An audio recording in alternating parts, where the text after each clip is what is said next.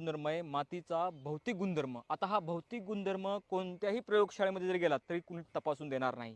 त्याकरता आपल्याला नाक आणि आपले डोळे उघडे ठेवायचे आहेत. पहिला गुणधर्म कोणता आहे तर मातीमध्ये, आपल्या मातीमध्ये कणांची रचना कशी आहे. मातीमध्ये 3 प्रकारचे कण असतात. सँड म्हणजे वाळूचे कण, सिल्ट गाळयुक्त कण आणि क्ले म्हणजे चिकन मातीचे कण. या कणांचं प्रमाण किती टक्के याच्यावर ठरतं की आपल्या मातीचा पोत कसा आहे. दुसरी गोष्ट, आपल्या मातीमध्ये पाणी जे आहे ते किती प्रमाणामध्ये झिरपतं. एखाद्याची माती समजा जर आपण मी तुम्हाला आता पुढच्या व्हिडिओमध्ये ह्याचे प्रयोग दाखवत जाईल की आपण एखादा जग घेतला आणि 1 लिटर पाणी घेतलं आणि एक 6 इंचाचा खड्डा केला तर 1 लिटर पाणी खाली झिरपायला किती वेळ लागतो हे सांगतं आपल्याला की आपल्या मातीमध्ये पाणी कशा पद्धतीमध्ये झिरपत आहे. दुसरा भौतिक गुणधर्म.